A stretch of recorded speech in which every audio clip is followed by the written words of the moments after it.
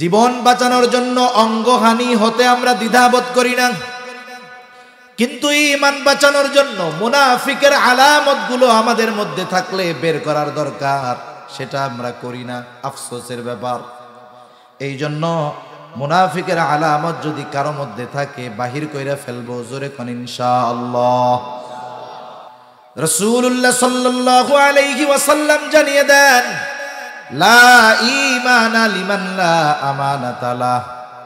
নবীজি বলেন, যার মধ্যে আমানতদারিতা নাই তার ঈমান নাই। আমি আশা করি এতটুকুতে একজন মুমিনের আমানতদারিতার গুণ অর্জন করা কতটুকু জরুরি, আশা করি এইটুকুতে বুঝতে পারছেন ইনশাআল্লাহ। আমরা তো এমন এক নবীর উম্মত যিনি নবুয়াতির 20 বছর আগে, বরং তার চেয়েও আরো বেশি আগে আল আমিন, আমানতদার উপাধিতে ভূষিত হয়েছেন। ওই জাহেলিয়াতের সময় আরবের মুশরিকদের মাধ্যমে নবীজি উপাধি পেয়েছেন আল আমিন। নবীজির এই আমানতদারিতা কত মজবুত আমানতদারিতা ছিল, একটা উদাহরণ দিলে বুঝতে সহজ হবে। মক্কায় যখন নবীজির উপরে অত্যাচারের মাত্রা বেড়ে গেল, আল্লাহ তাআলা আমার আপনার নবীকে হিজরতের খবর জানিয়ে দিলেন যে অচিরেই আপনার হিজরত হবে মক্কা থেকে মদিনার দিকে। কিন্তু তারিখ কখন, সময় কখন আল্লাহ তাআলা জানান নাই। এদিক দিয়া কাফেররাও মোটামুটি বুঝতে পারছে মুহাম্মদ আর মক্কায় থাকবে না, হিজরত করে চলে যাবে অন্য কোথাও। কাফেররা পরামর্শ করল, মুহাম্মদকে আর ছেড়ে দেওয়া যাবে না। প্রত্যেক গোত্র থেকে এক একজন ব্যক্তিকে নির্বাচিত করা হলো। এই দলের কাজ হলো আজ রাতেই মুহাম্মদকে দুনিয়া থেকে চিরতরে বিদায় করে দিতে হবে। রাসূল আকরাম সাল্লাল্লাহু আলাইহি ওয়াসাল্লামকে আল্লাহ তাআলা নির্দেশ দিলেন, আজ রাত্রেই আপনার হিজরত হবে। যেই রাত্রে কাফেররা হত্যার সিদ্ধান্ত নিয়েছে, ওই দিনটাতেই তারা নবীজির হিজরতের ব্যাপারে আল্লাহ তাআলার পক্ষ থেকে নির্দেশ আসছে। নবীজি তার ঘরের ভিতরে হযরত আলী রাদিয়াল্লাহু তাআলা আনহুকে রাইখা বের হবেন। কেন? চারদিকে শত্রু সশস্ত্র অবস্থায় ঘিরে রাখছে। নবীজি হযরত আলী রাদিয়াল্লাহু তাআলা আনহুকে নিজ বিছানায় রাইখা গেলেন কেন? কারণ নবীজি যখন মদিনার উদ্দেশ্যে রওনা হবেন, ওই সময়ও আমার আপনার নবীজির কাছে কাফেরদের কিছু রাখা আমানত ছিল, সম্পদ ছিল। চিন্তা করে দেখেন, যারা হত্যা করার জন্য ঘরের চতুর্দিক সশস্ত্র অবস্থায় অবস্থান করতেছে, ওই মানুষগুলোর আমানত তাদের কাছে ফেরানোর ব্যবস্থা নবীজি করেছেন। এরপরে নবীজি হিজরত শুরু করেছে। আম্মা বা'দু ফাআউযু বিল্লাহি মিনাশ শাইতানির রাজীম। বিসমিল্লাহির রহমানির রহিম। وذكر فإن الذكرى تنفع المؤمنين. وقال رسول الله صلى الله عليه وسلم: أربع إذا كنا فيك فلا عليك ما فاتك من الدنيا: حفظ أمانة، والصدق حديث، وحسن خليقة، وعفة في طعمة، أو كما قال النبي صلى الله عليه وسلم: صدق الله العلي العظيم، وصدق رسوله النبي الكريم، ونحن على ذلك من الشاهدين والشاكرين، والحمد لله رب العالمين. سبحانك لا علم لنا إلا ما علمتنا إنك أنت العليم الحكيم. اللهم صل على محمد وعلى آل محمد كما صليت على إبراهيم وعلى آل إبراهيم إنك حميد مجيد اللهم بارك على محمد وعلى آل محمد كما باركت على إبراهيم وعلى آل إبراهيم إنك حميد مجيد আল্লাহর মহব্বতে আমরা জবান খুলে একটু জিকির করি লা ইলাহা ইল্লাল্লাহ লা ইলাহা ইল্লাল্লাহ লা ইলাহা ইল্লাল্লাহ লা ইলাহা ইল্লাল্লাহ মুহাম্মাদুর রাসূলুল্লাহ সাল্লাল্লাহু আলাইহি ওয়াসাল্লাম। এই ভোকাল কমান আওয়াজ টন করেন। আলহামদুলিল্লাহ, ঐতিহ্যবাহী ঢাকা জেলার অন্তর্গত আশুলিয়া থানাধীন শিমুলিয়া কাসয়ের জামিয়া ইসলামিয়া মাদ্রাসা ও ইয়াতিমখানার হাফেজ ছাত্রদের দস্তরবন্দি উপলক্ষে 38তম ঐতিহাসিক ওয়াজ মাহফিল। আজকের এই ঐতিহাসিক ওয়াজ মাহফিলের সম্মানিত শ্রদ্ধেয় সভাপতি আলহাজ মোহাম্মদ গোলাম রসুল সাহেব, বিশিষ্ট শিল্পপতি ও সমাজসেবক, সভাপতি অত্র মাদ্রাসা। আজকের মাহফিলের প্রধান অতিথি, বিশেষ অতিথিবৃন্দ সহ সম্মানিত শ্রদ্ধেয় ওলামায়ে কেরাম, সামনে উপস্থিত মুরব্বিয়ানে কেরাম, সমবয়সী যুবক বন্ধু, স্নেহের ছোট ভাই, মাইকের আওয়াজ যত দূরে যায়, আমার সম্মানিতা শ্রদ্ধা মা ও বোন, দয়াময় আল্লাহ রব্বুল আলামিনের দরবারে অগণিত শুকর যে মহান মালিক আমাদের হায়াতে বরকত দিয়ে সুস্থ রেখে এই গভীর রজনী পর্যন্ত হাদিসের ভাষায় এই জান্নাতের বাগানে আসার, বসার, কিছু দিনই কথা বলবার এবং শ্রবণ করবার তৌফিক যে মহান মানিব দান করেছেন, সে মহান মানিবকে খুশি করার জন্য মহব্বতের সাথে জবান খুলে অন্তর থেকে আমরা একবার কালিমাতুশ শুকর পাঠ করি আলহামদুলিল্লাহ। অগণিত দুরূদ ও সালাম সাইয়্যিদুল আম্বিয়া, আশরাফুল আম্বিয়া, খাতামুল আম্বিয়া, ইমামুল মুরসালিন, রহমাতুল লিল আলামিন মুহাম্মাদুর রাসূলুল্লাহ সাল্লাল্লাহু আলাইহি ওয়াসাল্লামের উপর। অনেক রাত, 15 তারিখের দাওয়াত ছিল, 16 তারিখ হয়ে গেছে। তাহলে বেশি কথা বা ভূমিকায় কোনো কথা বলার দরকারও নাই, প্রয়োজনও নাই। আয়াত এবং হাদিসের আলোকে কিছু কথা আল্লাহ তাআলা অল্প সময়ের মধ্যে আমাদের বলবার, বুঝবার, সাথে সাথে যে কথাগুলো হবে আমাদের সকলকে আমলে পরিণত করার তৌফিক আল্লাহ দান করেন। সকলে বলি আমিন। শ্রোতা বিভিন্ন প্রকারের হয়। কিছু শ্রোতা আসে ওয়াজ শোনার জন্য, শুনতে ভালো লাগবে তো আসি, নাইলে আমি নাই।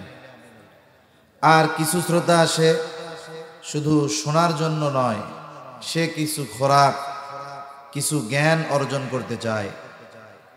তার মানে তারা ওয়াজ বুঝতে আসে, সাথে সাথে এই বুঝটাকে বাস্তব জীবনে প্রয়োগ করতে আসে।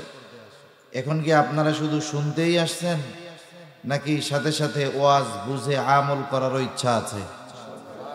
আমল করার ইচ্ছা কার কার আছে একটু হাত উঁচা করি তো। নারায়ে তাকবীর, নারায়ে তাকবীর, মাশাআল্লাহ।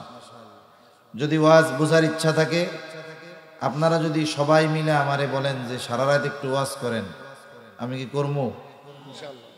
না, ইনশাল্লাহ কমই মরতে। সারা রাত বললে আমি করব না। কিছু সময় আপনাদের সাথে একটু মুজাকারা হবে ইনশাআল্লাহ। সেজন্য আমলের নিয়তে আল্লাহ তাআলা আমাকে বলবার, আমাদের শ্রবণ করবার তৌফিক দান করেন, বলি আমিন। এই ওয়াজ মাহফিল, ওয়াজ নসিহাত, এটা নতুন কোনো কিছু না। রাসূল আকরাম সাল্লাল্লাহু আলাইহি ওয়াসাল্লামের আগ থেকে নিয়েই আল্লাহ তাআলা যত নবী রাসূল পাঠিয়েছেন, আল্লাহ তাআলা সব নবী রাসূলকে ওয়াজ করার যোগ্যতা দিয়েছেন। সেই ধারাবাহিকতায় আমাদের নবীজিও ওয়াজ করেছেন। ওয়াজ স্বয়ং আল্লাহ তাআলা কোরআনুল কারীমের মধ্যে করছেন।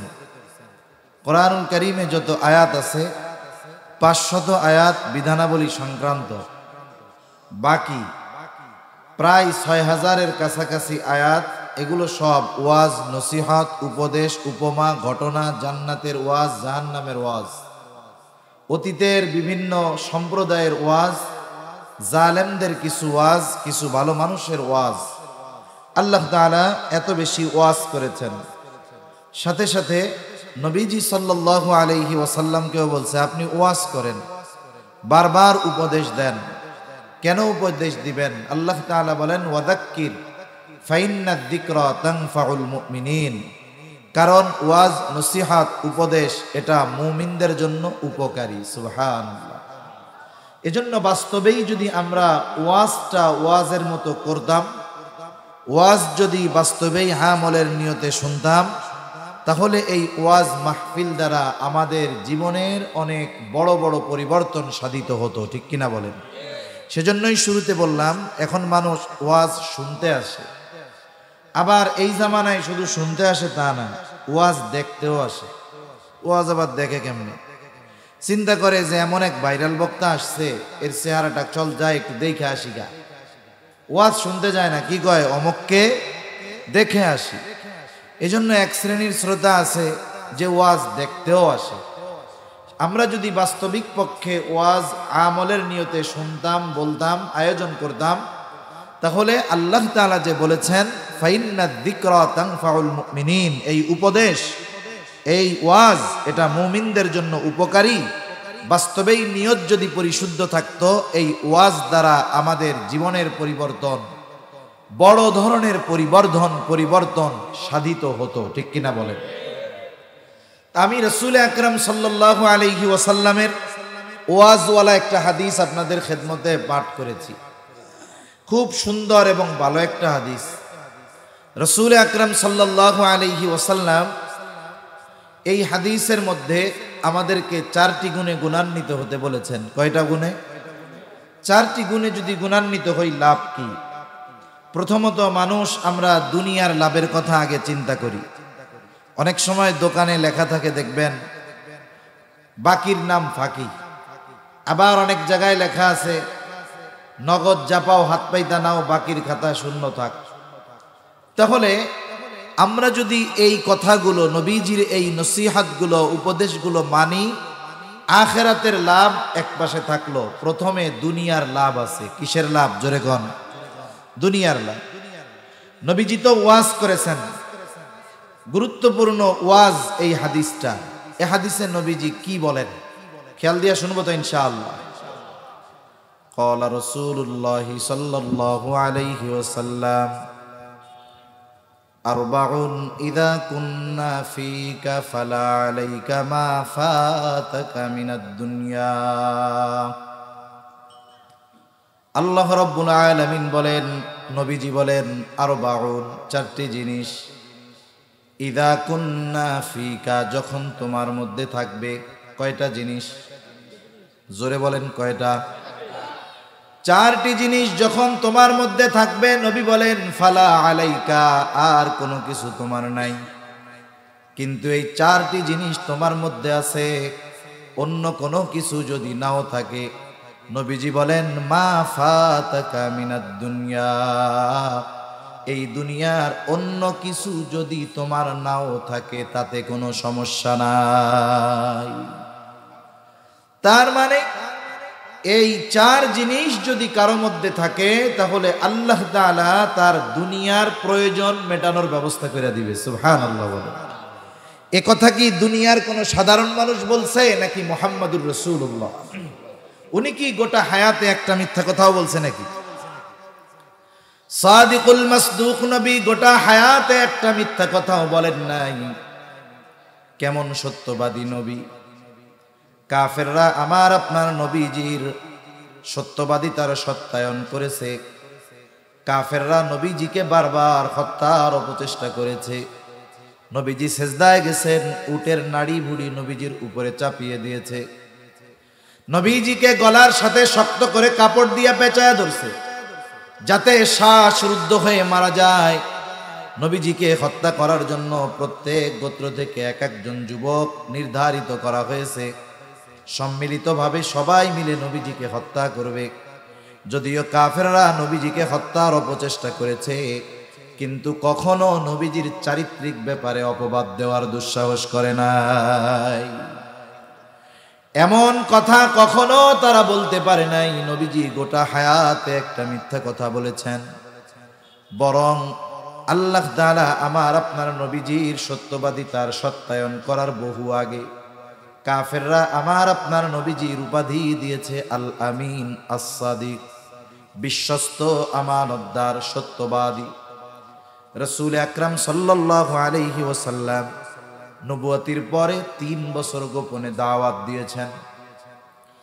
3 বছর পর আল্লাহ তাআলার পক্ষ থেকে আদেশ আসলো, এখন আর গোপনে দাওয়াত দিলে হবে না। ওয়া আনযির আশীরাতাকাল আকরাবিন, এখন প্রকাশ্যে দাওয়াত দিবেন। আত্মীয় স্বজন, পাড়া প্রতিবেশী, বন্ধু বান্ধব সকলের কাছে প্রকাশ্যে দাওয়াত দেন। নবীজি একযোগে সকলের কাছে তাওহীদ রিসালাতের এই দাওয়াত পৌঁছানোর জন্য সাফা পাহাড়ের উপরে দাঁড়িয়ে গেলেন। মক্কার সব মানুষকে আহ্বান করলেন। নবীজির ডাকে মক্কার সব মানুষ পাহাড়ের পাদদেশে চলে আসলো। নবীজি এবার সবাইকে জিজ্ঞাসা করতেছে, তারা জিজ্ঞাসা করেছে ডাকছো কেন? নবীজি বলে, আমি যদি তোমাদেরকে এই সংবাদ দেই, এই খবর দেই যে এই পাহাড়ের পেছন দিকে পাদদেশে একদল সৈন্য তোমাদের উপরে আক্রমণ করার জন্য অপেক্ষা করতেছে, আকুনতুম মুসাদ্দিকিয়া, তোমরা কি আমার এই কথার সত্যায়ন করবা নাকি? তোমরা কি আমার এই কথা বিশ্বাস করবা নাকি? নবীজি প্রশ্ন করেছেন। উপস্থিত সকলে সমস্বরে জবাব দিয়ে বলে, অবশ্যই, কেন বিশ্বাস করব না? কারণ ইতিপূর্বে আমরা তোমাকে সর্ব অবস্থায় সত্যবাদী পেয়েছি। গোটা হায়াতে যিনি একটা মিথ্যা কথা বলেন নাই, সেই নবী বলতেছে 4 জিনিস যদি তোমার মধ্যে থাকে, দুনিয়ার কোনো কিছু যদি না থাকে, তোমার কোনো চিন্তা নাই। 1 নাম্বার কোন জিনিসটা থাকতে হবে? নবীজি বলেন 1 নাম্বার হলো হিফযু আমানাতিন, আমানতের হেফাজত, তথা তোমাকে অবশ্যই অবশ্যই আমানতদার হওয়া লাগবে। আমানতদারিতা এটা বড় একটা গুণ। আমানতদারিতা এটা মুমিনের ভূষণ। আর আমানতহীনতা তথা খেয়ানত করা এটা মুনাফিকের আলামত। মুনাফিক কাকে বলে চিনেন তো? মুনাফিক এটা কাফেরের চাইতে জঘন্য। এই জন্য আল্লাহ তাআলা কোরআনুল কারীমের মধ্যে মুনাফিকের ব্যাপারে বলেন, ইন্নাল মুনাফিকিনা ফিদ দারকিল আসফালি মিনান নার। আল্লাহ তাআলা বলেন, নিশ্চয়ই মুনাফিকের স্থান হলো জাহান্নামের একেবারে তলদেশে। ওয়ালান তাজিদা লাহুম নাসীরা, মুনাফিকের জন্য কোনো সাহায্যকারী নাই। এই মুনাফিকের আলামত নবীজি সাল্লাল্লাহু আলাইহি ওয়াসাল্লাম আমাদেরকে জানিয়ে দিয়েছেন। আমরা কম বেশি সবাই জানি, এরপরেও আরেকটু স্মরণ করি, আলোচনা করি। মুনাফিকের 1 নাম্বার আলামত নবীজি বলেন, ইদা হাদ্দাসা কাযাবা, মুনাফিক যখন কথা বলে মিথ্যা কথা বলে। ইদা ওয়াআদা আখলাফা, ওয়াদা করলে ওয়াদা খেলাফ করে। ইদা তুমিনা খানা, আমানতের খেয়ানত করে। আর এক হাদিসের মধ্যে একটা বাড়িয়ে এসেছে, ওয়া ইদা তাখাসামা ফাজারা, মুনাফিকের সাথে যখন কারো একটু বিবাদ হয়, ঝগড়া হয়, মুনাফিক তখন মন্দ বকাঝকা করে। এই ত্রুটি সম্পন্ন মানুষ বাংলাদেশের অন্য জায়গায় থাকতে পারে, আলহামদুলিল্লাহ কাছরে নাই। আছে? আসতে কনকে আসেনি? আছে।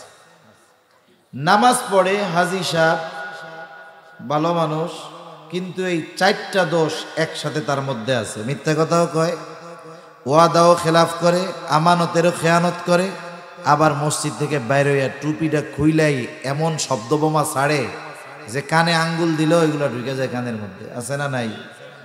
অভাব নাই। এই মুনাফিকের আলামতগুলো যদি কারো মধ্যে থাকে, এগুলো বের করে ফেলা দরকার। মোবাইল, ইন্টারনেট, কম্পিউটারের মধ্যে ভাইরাস ঢুকে মাঝে মধ্যে। মোবাইল কম্পিউটার যারা চালায় অ্যান্টিভাইরাস দিয়ে রাখে, যেন এই ভাইরাস কম্পিউটারের অন্যান্য ফাইলগুলাকে ধ্বংস না করতে পারে। অনুরূপভাবে মুনাফিকের আলামত এমন এক ভাইরাস, সাধারণ ভাইরাস কম্পিউটারের হয়তো সফটওয়্যার খেয়ে ফেলবে, ফাইলগুলোকে নষ্ট করে ফেলবে, কিন্তু মুনাফিকের আলামত এমন এক ভাইরাস, যদি এই ভাইরাস কারো মধ্যে পরিপূর্ণ বিস্তার লাভ করতে পারে তার ঈমান ধ্বংস করে ফেলবে। এজন্য এই ভাইরাস যদি আমার আপনার মধ্যে থাকে বাইর করে ফেলবে। মনে করেন এক লোকের হয়েছে ক্যান্সার আঙ্গুলের মধ্যে, ডাক্তারের কাছে গেছে, ডাক্তার পরীক্ষা নিরীক্ষা করে বলে আপনার এইখানে তো ক্যান্সারের জীবাণু দেখা যায়। এখন যে পরিস্থিতি, যদি আঙ্গুলের কিছু অংশ কেটে ফেলা না হয় এই ভাইরাস গোটা দেহে বিস্তার লাভ করতে পারে, এটা আপনার মৃত্যুর কারণ হতে পারে। বলেন তো, এই কথা যখন ডাক্তার বলবে আঙ্গুলের কিছু অংশ কাটার দরকার, আপনি জীবন বাঁচানোর স্বার্থে আঙ্গুল না প্রয়োজনে হাত কেটে ফেলবেন, ঠিক না? জীবন বাঁচানোর জন্য অঙ্গহানি হতে আমরা দ্বিধাবোধ করি না, কিন্তু ঈমান বাঁচানোর জন্য মুনাফিকের আলামতগুলো আমাদের মধ্যে থাকলে বের করার দরকার, সেটা আমরা করি না, আফসোসের ব্যাপার। এই জন্য মুনাফিকের আলামত যদি কারো মধ্যে থাকে বাহির কইরা ফেলবো। জোরে কোন ইনশাআল্লাহ। ইনশাআল্লাহ বুঝে শুনে কইছেন তো? কারণ ইনশাআল্লাহ তো আবার নার বদলে ব্যবহার হয়, বুঝেন নাই? মনে করেন তাবলিগের লোক আসছে, আইসা একজনকে ধরাই দিছে যে ওর একটু তাশকিল করেন, লোকটা বেশি ফাজিল, নামাজ কালাম পড়ে না। এখন তাবলিগের লোক তো পাইছে, যাইয়া ওরে ধরছে একবারে যেতে যেতে সুন্দর মতো বুঝাইতেছে, ভাই এই করেন, অনেক সময় পরীক্ষা টরীক্ষা শেষ, এখন আপনাদের পড়ালেখা নাই, ব্যস্ততা নাই, আপনি এক চিল্লায় চলেন। এখন ওরে সহজে ছাড়েও না, পিছন দিয়ে একজন এসে ওরে কয় ইনশাআল্লাহ গ, নইলে ধরে আর আজকে ছাড়বো না। আসলে ও বাঁচার জন্য ইনশাআল্লাহ কইছে। আবার মনে করেন কথার কথা একজন জনপ্রতিনিধি এলাকায় আসছে, এখন আপনাদের সাথেও তার ভালো সম্পর্ক, আপনারা দাবি করছেন যে আমাদের এটা এটা দিতে হবে।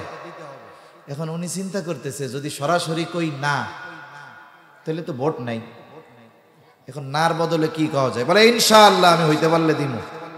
তার মানে এই ইনশাআল্লাহ আসলে বলে নাই, বলছেন নার বদলে, ঠিক কিনা বলেন? এজন্য ইসলামী শরীয়তের পরিভাষাগুলো যথাযথ ওজনের সাথে, গাম্ভীর্যতার সাথে ব্যবহার করা দরকার। আমি একটা জিনিস করার জন্য বাস্তবেই যদি দৃঢ় প্রতিজ্ঞাবদ্ধ হই, সেটা যদি ভালো হয়, আমি দৃঢ় চিত্তে বলবো ইনশাআল্লাহ। এখানে আমার প্রচেষ্টা সর্বোচ্চ থাকবে, তৌফিক দেওয়ার মালিক কে? আল্লাহ। তাহলে মুনাফিকের আলামত গুলার মধ্যে অন্যতম আলামত হলো আমানতের খেয়ানত করা। বাস্তবতা হলো আমানতদারিতা এমন একটা বিষয়, এটা আমল সম্পৃক্ত বিষয় এমন নয়, বরং আমানতদারিতার সম্পর্ক ঈমানের সাথে। রাসূলুল্লাহ সাল্লাল্লাহু আলাইহি ওয়াসাল্লাম জানিয়ে দেন, লা ঈমানা লিমান লা আমানাতা লাহ। নবীজি বলেন, যার মধ্যে আমানতদারিতা নাই তার ঈমান নাই। আমি আশা করি এতটুকুতে একজন মুমিনের আমানতদারিতার গুণ অর্জন করা কতটুকু জরুরি, আশা করি এইটুকুতে বুঝতে পারছেন ইনশাআল্লাহ। আমরা তো এমন এক নবীর উম্মত যিনি নবুয়তির 20 বছর আগে, বরং তার চেয়েও আরো বেশি আগে আল আমিন, আমানতদার উপাধিতে ভূষিত হয়েছেন। ওই জাহেলিয়াতের সময় আরবের মুশরিকদের মাধ্যমে নবীজি উপাধি পেয়েছেন আল আমিন।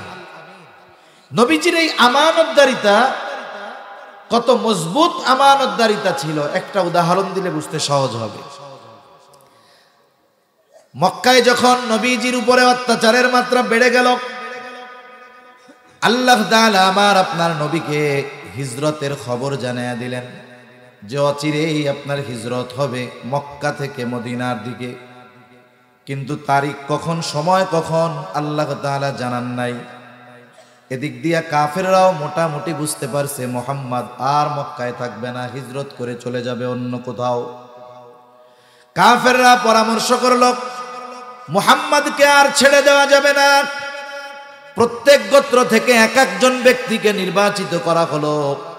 এই দলের কাজ হলো আজ রাতেই মুহাম্মদকে দুনিয়া থেকে চিরতরে বিদায় করে দিতে হবে। রাসূল আকরাম সাল্লাল্লাহু আলাইহি ওয়াসাল্লামকে আল্লাহ তাআলা নির্দেশ দিলেন, আজ রাত্রেই আপনার হিজরত হবে। যেই রাত্রে কাফেররা হত্যার সিদ্ধান্ত নিয়েছে, ওই দিনটাতেই তারা নবীজির হিজরতের ব্যাপারে আল্লাহ তাআলার পক্ষ থেকে নির্দেশ আসছে। নবীজি তার ঘরের ভিতরে হযরত আলী রাদিয়াল্লাহু তাআলা আনহুকে রাইখা বের হবেন। কেন? চারদিকে শত্রু সশস্ত্র অবস্থায় ঘিরে রাখছে। নবীজি হযরত আলী রাদিয়াল্লাহু তাআলা আনহুকে নিজ বিছানায় রাইখা গেলেন কেন? কারণ নবীজি যখন মদিনার উদ্দেশ্যে রওনা হবেন, ওই সময়ও আমার আপনার নবীজির কাছে কাফেরদের কিছু রাখা আমানত ছিল, সম্পদ ছিল। চিন্তা করে দেখেন, যারা হত্যা করার জন্য ঘরের চতুর্দিক সশস্ত্র অবস্থায় অবস্থান করতেছে, ওই মানুষগুলোর আমানত তাদের কাছে ফেরানোর ব্যবস্থা নবীজি করেছেন। এরপরে নবীজি হিজরত শুরু করেছে। এর আগে নবীজি সফর শুরু করেন নাই। আমরা হইলে কি চিন্তা করতাম? আমরা হইলে প্রথমে চিন্তা করতাম, যাদের জন্য এলাকা ছাড়া লাগবে, দেশ ছাড়া লাগবে, এদের সম্পদ ফেরত দেওয়ার দরকার কি? এটা নিয়েই আমরা এখান থেকে যাইগা। অথচ নবীজি শত্রুর আমানত তার কাছে পৌঁছানোর ব্যবস্থা হওয়ার আগ পর্যন্ত নিজে সফর শুরু করেন নাই। কেমন আমানতদার নবী! আমরা সেই আমানতদার নবীর উম্মত। বলেন, আমাদের আমানতদার হওয়ার দরকার আছে না নাই? আমানতদার যদি হতে হয়, আমানতদারিতার ব্যাপারে তথা আমানতের ব্যাপারে আমাদের সকলের স্বচ্ছ ধারণা থাকতে হবে। প্রথমত জানতে হবে কোন কোন ক্ষেত্রে, কোন কোন জায়গায় আমানতদারিতা অর্জন করা দরকার। এক নাম্বার, অবশ্যই আমাদেরকে লেনদেনের ক্ষেত্রে আমানতদার হতে হবে, আদান প্রদানের ক্ষেত্রে আমানতদার হতে হবে। কারো সম্পদ যদি আমার কাছে আমানত রাখে অথবা জামানত রাখে, এই সম্পদ টাকা পয়সার হকদার যে, সে যদি ভুলেও যায়, আমাকে আপনাকে নিজ দায়িত্বে ওই সম্পদের হকদারের কাছে তার সম্পদ ফিরিয়ে দিতে হবে।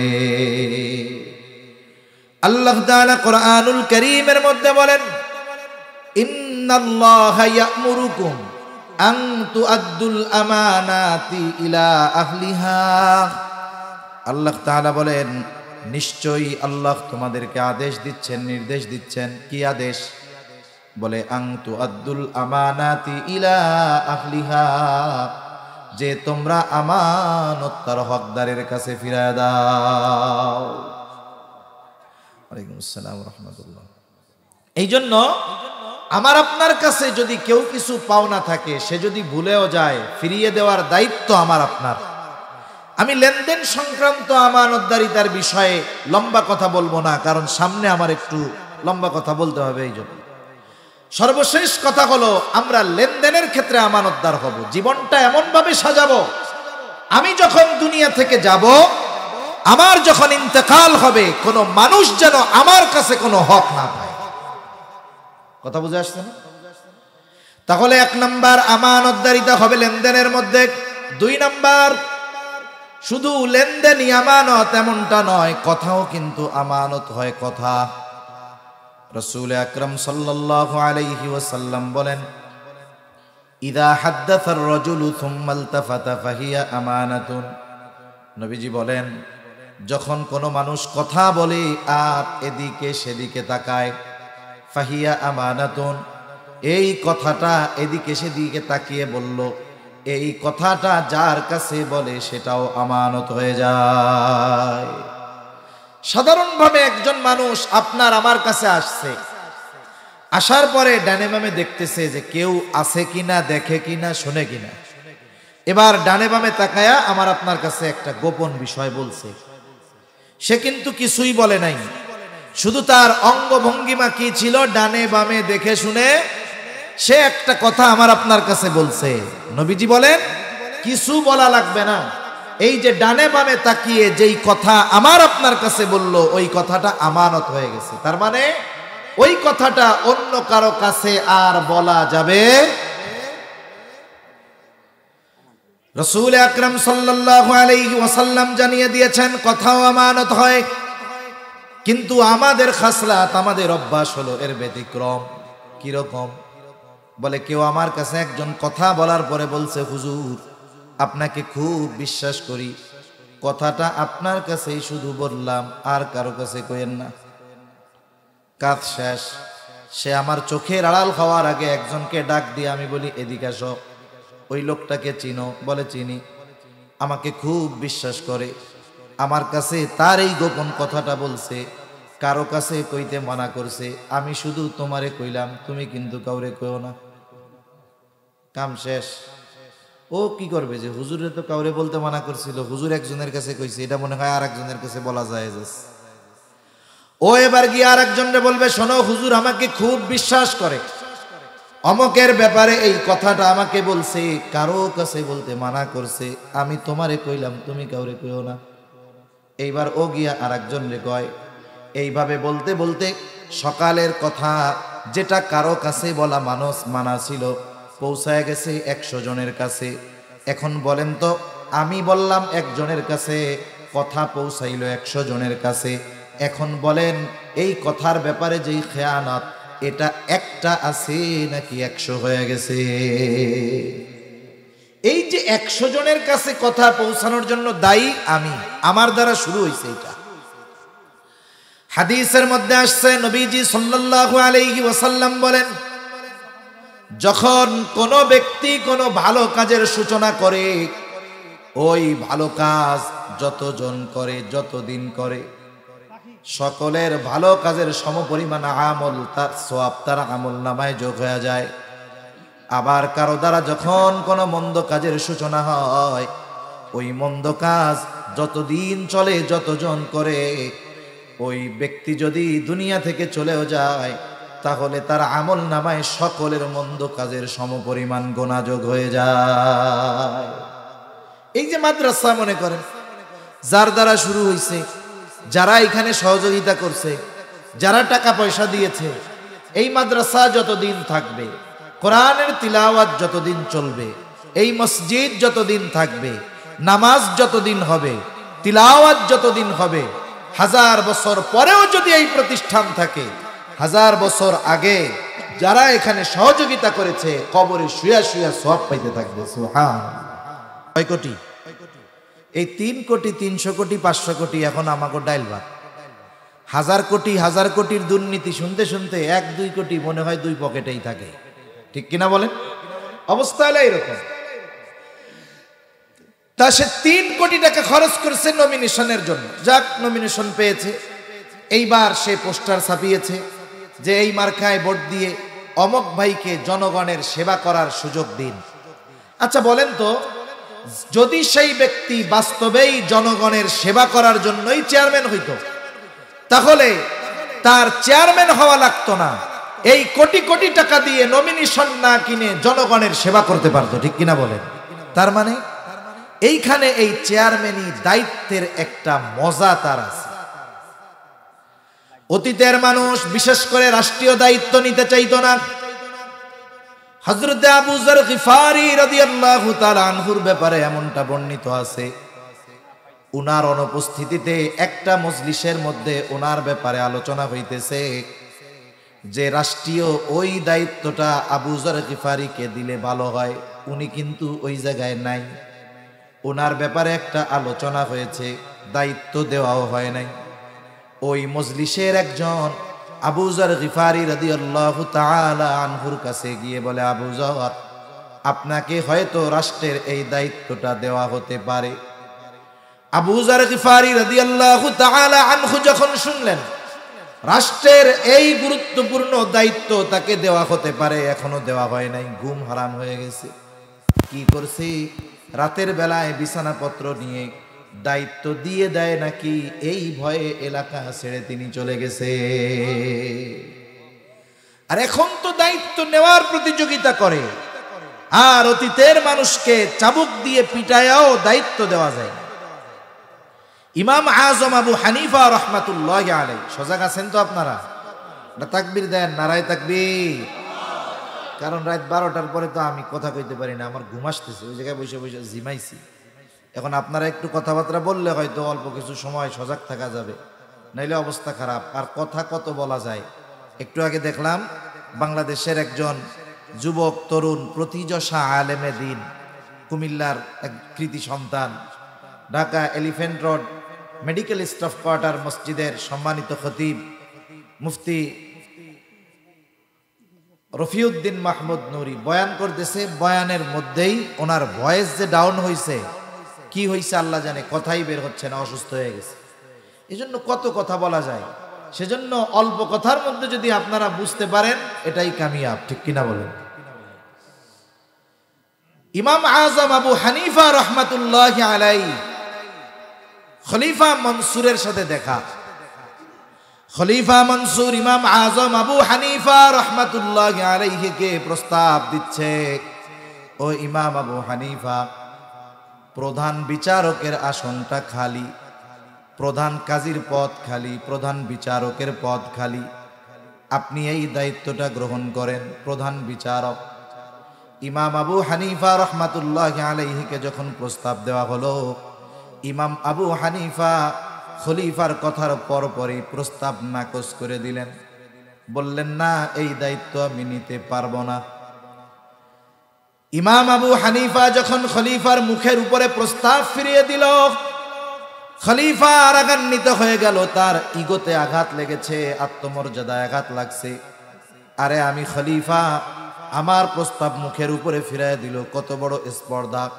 হাতে ছিল চাবুক, এই চাবুক দিয়া ইমাম আবু হানিফার গায়ে জোরে একটা বাড়ি মেরে দিয়েছে। ইমাম আবু হানিফার গায়ে বাড়ি মেরে দিয়েছে, চাবুক দিয়ে আঘাত করেছে। খলিফা মনসুর যখন রাজপ্রাসাদে ফিরে গেল, খলিফা মনসুরের চাচা বলতেছে, মনসুর, কাজটা তুমি ভালো করো নাই, ইমাম আবু হানিফার গায়ে চাবুক দিয়া বাড়ি মেরেছো, কাজটা অন্যায় হয়েছে। তার মতো একজন বিজ্ঞ আলেম, তার গায়ে চাবুক দিয়ে আঘাত করাটা অন্যায় হয়েছে, অপরাধ হয়েছে, তুমি তার কাছে ক্ষমা চাও।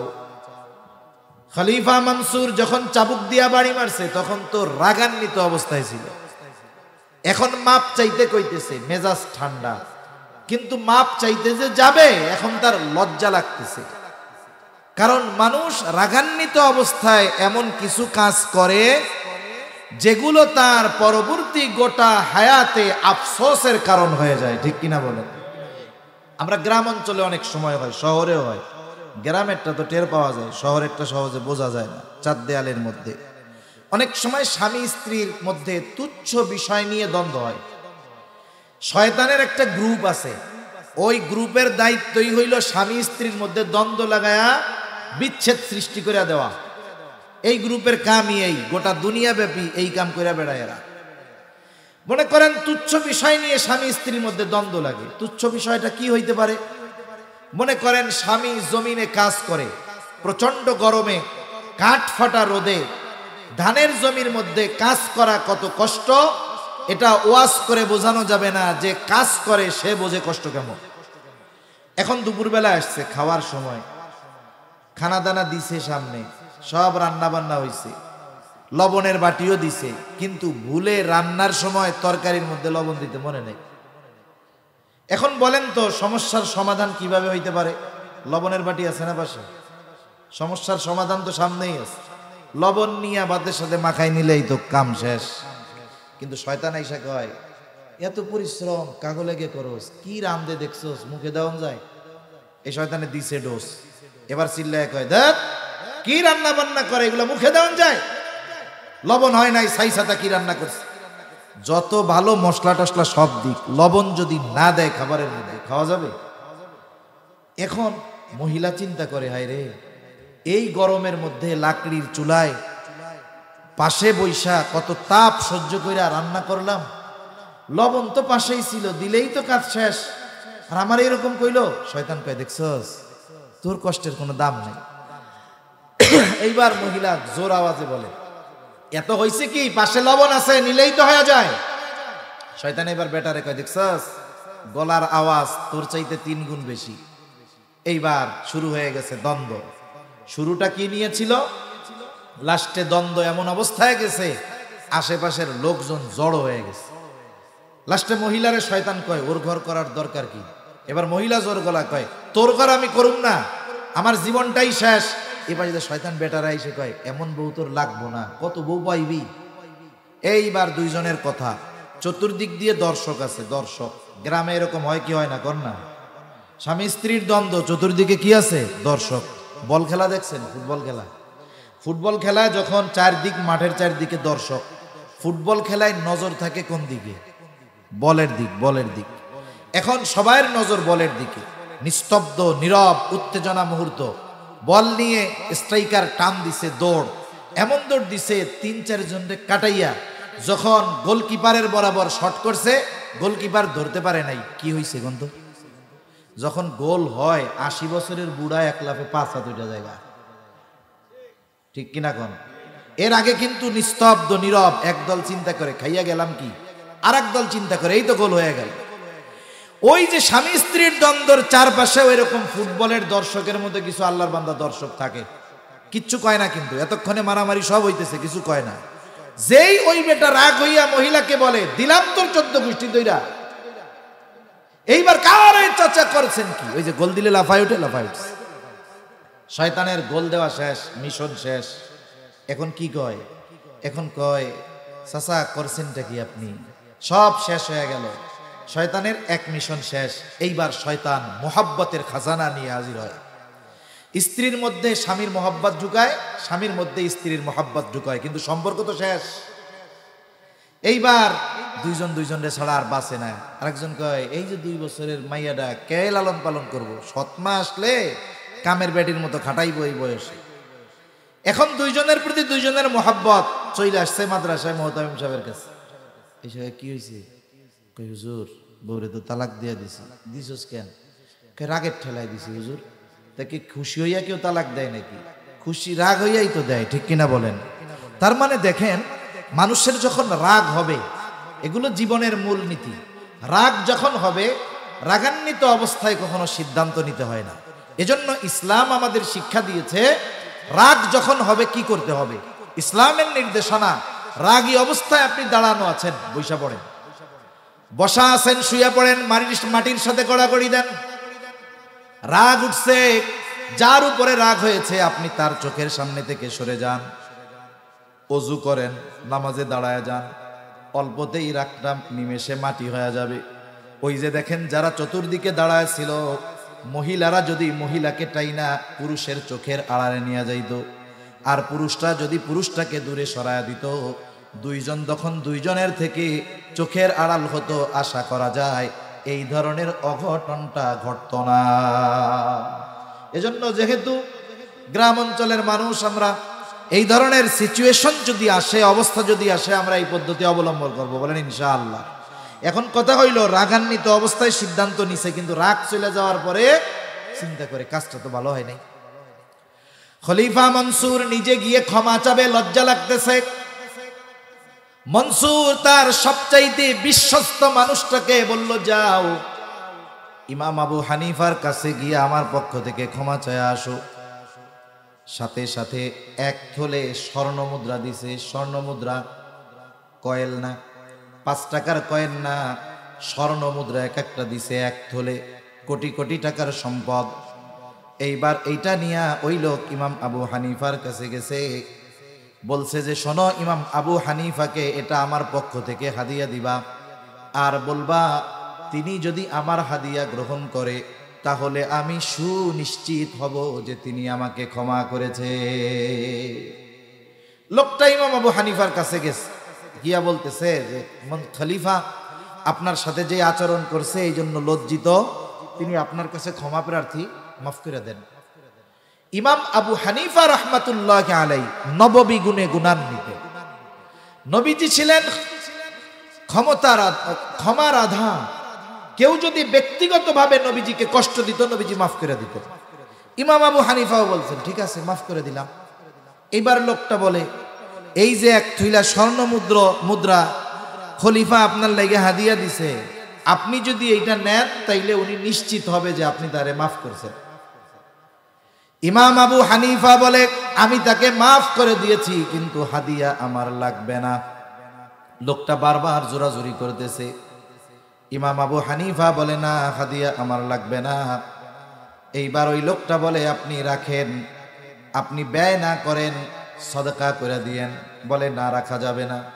লোকটা যখন বারবার আরো জোরাজুরি করে, ইমাম আবু হানিফা বলতেছে, তোমার খলিফা যে আমাকে হাদিয়া দিল, এত স্বর্ণ মুদ্রা সে পাইল কোথায়? কারণ মনে রাখতে হবে, রাষ্ট্রের সেবক যারা, রাষ্ট্রপতি যারা, প্রধানমন্ত্রী যারা, মন্ত্রী যারা, আল্লাহর কসম, রাষ্ট্রের সম্পদের মালিক তারা নয়, বরং রাষ্ট্রের খাদেম তারা। রাষ্ট্রীয় দায়িত্বে নিয়োজিত প্রত্যেকটা ব্যক্তির জন্য সম্মানী ভাতা আছে না নাই? প্রেসিডেন্টের ভাতা আছে না? প্রধানমন্ত্রীর ভাতা আছে না? মন্ত্রীদের ভাতা আছে না? চেয়ারম্যানের ভাতা আছে না? আছে। কোন ব্যক্তি যদি তার ভাতার বাইরে রাষ্ট্রের পক্ষ থেকে যতটুকু ভাতা তাকে দেওয়া হয়েছে, এর বাইরে একটা টাকা রাষ্ট্রীয় কোষাগার থেকে তার নিজ কাজে ব্যয় করার অধিকার নাই। এখন একজনরে হাদিয়া দিচ্ছে খলিফা, দিচ্ছে রাষ্ট্রীয় কোষাগার থেকে, ব্যক্তিগত অর্থ থেকে নয়। তখন ইমাম আবু হানিফা বলতেছে, তুমি এটা ফেরত তো নিবাই, সাথে সাথে তোমার খলিফাকে বলবা তাকে রাষ্ট্রীয় কোষাগার থেকে তার জন্য যেই সম্মানী বা ভাতা নির্ধারিত আছে, এর বাইরে একটা টাকা নিজের কাজে ব্যয় করার অধিকার তার নাই। সে যদি এই কাজ করে, রাষ্ট্রের সম্পদ নিজের কাজে ব্যবহার করে, অবশ্যই সে খেয়ানতকারীদের অন্তর্ভুক্ত হবে। লোকটা এইবার ইমাম আবু হানিফার কাছ থেকে চলে গেছে বাদশার কাছে, খলিফার কাছে গিয়া তিল রে তাল বানাইছে আর কি। কথাকে এত সুন্দরভাবে মিথ্যার প্রলেপ দিয়ে খলিফার কাছে বলছে, খলিফা আগের চাইতে এবার 10 গুণ বেশি রাগ হয়ে গেছে। খলিফা এবার বাহিনী পাঠায় দিছে, যাও আমার ব্যাপারে এমন কথা বলে আটকাও, জেলখানার মধ্যে বলো। এইবার খলিফার আদেশে ইমাম আবু হানিফাকে জেলখানার মধ্যে ভরা হলো। ইমাম আবু হানিফাকে প্রতিদিন চাবুক দিয়ে আঘাত করা হতো, আর বলা হতো, আপনি যদি প্রধান বিচারকের দায়িত্ব গ্রহণ করেন ছেড়ে দেওয়া হবে। ইমাম আবু হানিফা জেলখানার ভিতরে জালেমের জুলুমের চাবুকের আঘাত সহ্য করেছেন, কিন্তু প্রধান বিচারকের দায়িত্ব নেন নাই। ঐতিহাসিকদের থেকে 2টা মত পাওয়া যায়। একটা হলো, ওনাকে যখন খলিফা মনসুর আর টলাইতে পারে না, খাবারের সাথে বিষ মিশিয়ে নির্মমভাবে ওনাকে শহীদ করা হলো। আর এক বর্ণনায় আসছে, উনি যখন প্রচন্ড অসুস্থ হয়ে গেলেন, ওনাকে ছেড়ে দেওয়া হলো, ওনাকে গৃহবন্দী করে ফেলা হলো। মুহতামিম সাহেবের কাছে শুনলাম, এই ময়দানে নাকি মুফতি আমিনী রহমাতুল্লাহি আলাইহি আসছিলেন। মুফতি আমিনী রহমাতুল্লাহি আলাইহিকে জালেমরা গৃহবন্দী করে ফেলছিল। ইমাম আবু হানিফা রহমাতুল্লাহি আলাইহিকে গৃহবন্দী করে ফেলা হলো। ওই অবস্থায় দুনিয়া থেকে তিনি বিদায় নিয়েছেন। ওনার ছাত্ররা জিজ্ঞাসা করতেছে, হযরত, যেই দায়িত্ব নেওয়ার জন্য আপনার উপরে এত জুলুম, এত অত্যাচার, প্রধান বিচারকের দায়িত্ব নেওয়ার জন্য, আপনি তো দায়িত্ব নিলেই আপনাকে ছেড়ে দেওয়া হতো, আর এই দায়িত্ব নেওয়ার জন্য তো আপনি অনুপযুক্ত ছিলেন না। গোটা দুনিয়ায় যদি ওই সময় একজন মানুষ ওই প্রধান কাজীর দায়িত্ব নেওয়ার জন্য পরিপূর্ণ যোগ্যতা সম্পন্ন থাকতো, ওই একজন ব্যক্তি হইতেন ইমাম আজম আবু হানিফা। আপনি এত জুলুম সহ্য করলেন, এরপরেও আপনি রাষ্ট্রীয় দায়িত্ব নিলেন না, কারণটা কি? আবু দাউদে একটা হাদিস আছে, নবীজি বলেন, আমাদের কাউকে যখন কোনো সরকারি দায়িত্ব দেওয়া হয়, তোমাদের কাউকে যখন কোনো রাষ্ট্রীয় দায়িত্ব দেওয়া হয়, সে যদি ওই দায়িত্বের সুচ পরিমাণ খেয়ানত করে, সুচ পরিমাণ, নবীজি বলেন কিয়ামতের দিন ওই ব্যক্তি খেয়ানতের বোঝা নিয়ে আল্লাহর সামনে হাজির হবে। ইমাম আবু হানিফা বলেন, আমি যেই দায়িত্ব নেই নাই, কিয়ামতের দিন আল্লাহ তাআলা সেই দায়িত্বের ব্যাপারে আমাকে জিজ্ঞাসা করবে না, কিন্তু আমি দায়িত্ব নেবার পর আমার অজান্তেও যদি কারো উপরে কোনো অবিচার হয়ে যায়, কিয়ামতের দিন আল্লাহ তাআলার সামনে আমাকে খেয়ানতের বোঝা নিয়ে দাঁড়াতে হবে।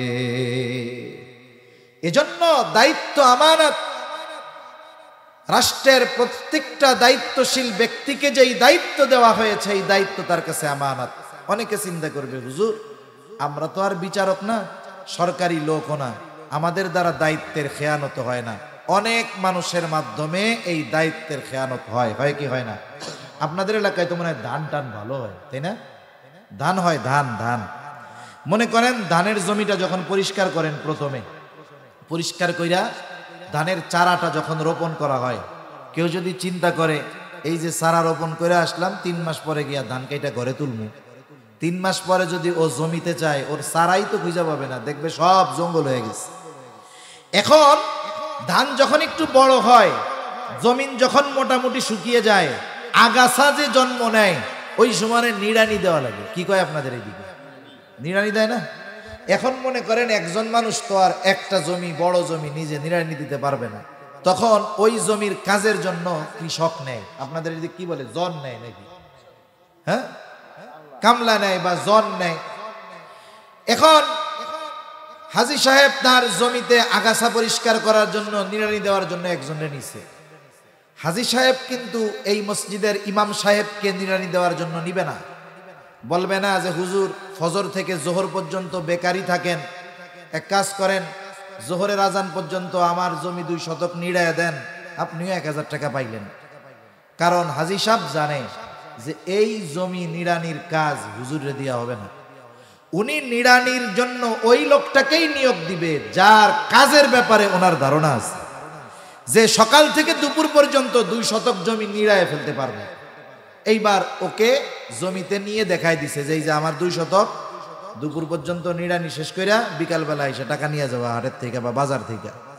এখন ও নিড়ানি শুরু করছে, শয়তান ওর কাছে আসছে, আইসা ওরে অসওয়াসা দিচ্ছে, দেখ হাদিস শব্দ ধরে খুব বিশ্বাস করে, দেখোস নাই, এর লাগে জমি দেখাইয়াই চলে গেছে, আর আইব না। তো তোর তো কালকে কোনো কাম নাই, আজকে যদি কাম শেষ করে ফেলস তাহলে কালকে টাকা পাবি কই? এক কাজ কর, কাজ ধীরে ধীরে কর, অর্ধেক কর, বাকি অর্ধেক কালকে লেগে রাইখা দিবি। তুই যায় যদি হাজী সাহেবরে কস, হাজী সাহেব তোরে বিশ্বাস করব। এই চিন্তা কইরা কাজে ঢিলামি দিয়া দুপুর পর্যন্ত যেই কাজ করতে পারতো করছে তার অর্ধেক। এখন বিকালবেলা হাজী সাহেবের কাছে গেছে, হাজী সাহেব কয় কি খবর? ও কিছু বলার আগেই কয়, চাচা কি যে জমির জমি, আপনার জমির মধ্যে যেই আগাছা উপরে এতটুক নিচে 3 হাত, যে আগাছা এটা আমি ছাড়া অন্য কেউ হইলে 4 ভাগের 1 ভাগও পারতো না, এ তো আমি, এর লাগে অর্ধেক হয়েছে, বাকি অর্ধেক কালকে করে দিব। হাজী সাহেব মনে মনে খুশি না? অন্য কেউ হইলে 4 কিষান লাগতো, টাকা যাইতো 2000-এর উপরে, আর এ তো 1000-এর মধ্যে কাম শেষ করে দিতেছে, আলহামদুলিল্লাহ খুব ভালো হয়েছে। এখন বলেন তো এই লোকটাও মানুষের সামনে বলবে রোদের মধ্যে খাটুনি দিয়া এই 500 টাকা অর্জন করছি, কিন্তু তুমি যে এইখানে দায়িত্বের খেয়ানত করে খেয়ানতকারীর পরিচয় দিয়েছ, এটা দুনিয়ার কেউ না জানলেও জানে কে? এজন্য দুনিয়ার সব ছোট বড় যে কোনো দায়িত্ব আমানত, এগুলো যথাযথভাবে আমরা পালন করব ইনশাআল্লাহ। তাহলে দায়িত্ব আমানত, সময়টা আমানত। সময় সময় আপনি এক জায়গায় চাকরি করেন, সকাল 8টা থেকে বিকাল 4টা ডিউটি, মধ্যে 1 ঘন্টা বিরতি নামাজ খাওয়া দাওয়ার, বাকি সময়গুলো আপনি মালিক নয়, মালিক সে, সময়টা আপনার আমার কাছে আমানত। কেউ যদি ওই সময়টা নিজের কাজে ব্যয় করে, মালিকের কাজ ফাঁকি দিয়ে, মাস শেষে যদি সে ওই সময়ের বিপরীতে পরিপূর্ণ পারিশ্রমিক গ্রহণ করে, নিঃসন্দেহে সে ধোঁকাবাজ এবং খেয়ানতকারী। ভারতে বড় একটা মাদ্রাসা আছে, মাদ্রাসার নাম হলো মাজাহিরুল উলুম সাহারানপুর মাদ্রাসা।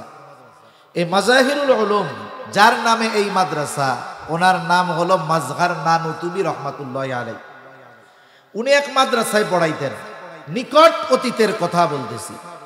ওনাদের মতো হওয়া আমাদের জন্য অসম্ভব, কিন্তু ওনাদের কথা যখন আমরা শুনি, বলি, আলোচনা করি, ওনাদের কথা আলোচনা করার দ্বারা আমাদের মধ্যে কমপক্ষে ওই রকম হওয়ার আগ্রহ পয়দা হয়, ঠিক কিনা বলেন? উনি এক মাদ্রাসায় পড়াইতেন, মাদ্রাসায় পড়াইতেন, সময়ের হিসাব করতেন। ক্লাস টাইমে ওনার কোনো সময়, মাদ্রাসার সময় নিজের কাজে ব্যয় করতেন না। একদিন এক লোক ওনার কাছে আসছে ক্লাস টাইমে, কথা বলতেই হবে, জরুরি কথা। হযরত ক্লাস বন্ধ করে তার সাথে কথা বললেন, কিন্তু নিজের ডায়েরির মধ্যে, নোটের মধ্যে লেখা রাখছে অমুক দিন অমুক তারিখ অমুক ক্লাসের এই কয় মিনিট সময় আমি নিজের কাজে ব্যয় করেছি। এইবার মাস শেষে ওনাকে ওজিফা দেওয়া হলো, গোটা মাসের সময় হিসাব করে ওই সময় পরিমাণ অর্থ তিনি অফিসে ফিরাইয়া দিলেন। কি ব্যাপার হযরত, এটা কি বেশি গেছে নাকি? তিনি বলেন, না বেশি যায় নাই, তবে এটা কিসের? বলে অমুক দিন অমুক তারিখে ওই ক্লাসের এত মিনিট সময় আমি আমার নিজের কাজে ব্যয় করেছিলাম, ওই সময়ের বিপরীতে যেই অর্থ, এটা গ্রহণ করা আমার জন্য ঠিক হবে না। এই ধরনের সময়ের মূল্যায়ন করা দরকার। অনেক সময় অনেক জায়গায়, গার্মেন্টস ইন্ডাস্ট্রিয়াল এরিয়ায় অনেক জায়গায় এমন হয় যে নামাজের সময় দিতে চায় না, হয় কি হয় না? অনেক জায়গায় নামাজের সময় দিতে চায় না, এটা বড় গর্হিত কাজ। এখন নামাজের যে সময় ওরা দেয় না, এর পিছনে কিছু দায়ী মানুষগুলোও আছে। একজন গেছে আসরের নামাজ পড়ার জন্য, ছুটি নিয়ে বের হয়েছে, কই যাও? বলে নামাজ পড়তে যাই। আসরের নামাজ পড়তে কয় ঘন্টা লাগে?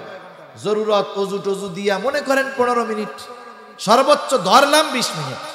কিন্তু ও বের হয়েছে নামাজের কথা বলল, বাহিরে নামাজ কালাম যা পড়ছে, এরপরে চা পান বিড়ি সিগারেট আড্ডা মাড্ডা দিয়ে 1 ঘন্টা পরে আসছে।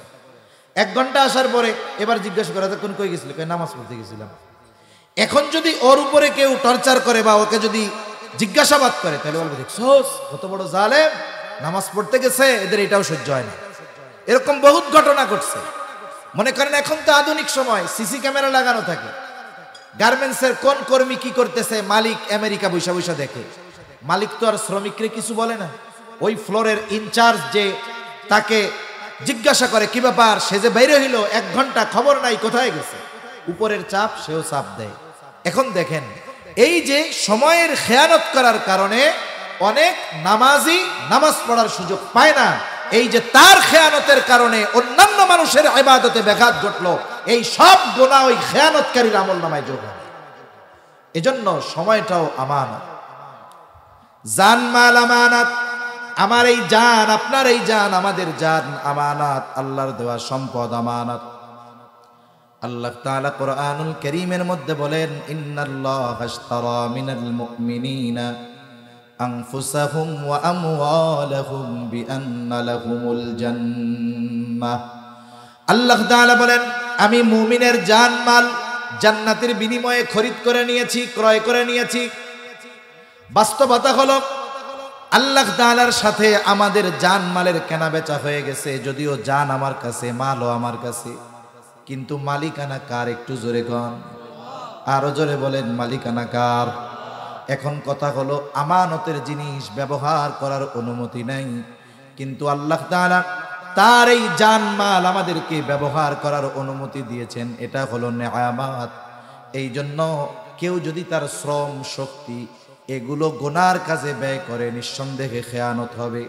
যদি দ্বীনের কাজে ব্যয় করে, দ্বীনের জন্য জীবন উৎসর্গ করে দেয়, কোনো অসুবিধা নাই। কিন্তু যদি তার শক্তি কোনো পাপের কাজে ব্যয় হয়, নিঃসন্দেহে এটা জানের খেয়ানতের শামিল হবে। অনেক মানুষ আছে অর্থ দিয়ে গুনার কাজে সহযোগিতা না করতে পারলেও বুদ্ধি দিয়ে করে, শ্রম দিয়েও করে, আছে না নাই? মনে করেন এই জায়গায় গানের অনুষ্ঠান হবে, অনেকদিন গানের অনুষ্ঠান হয় না, এখন পোলাপান বাঁশ গাড়তেছে।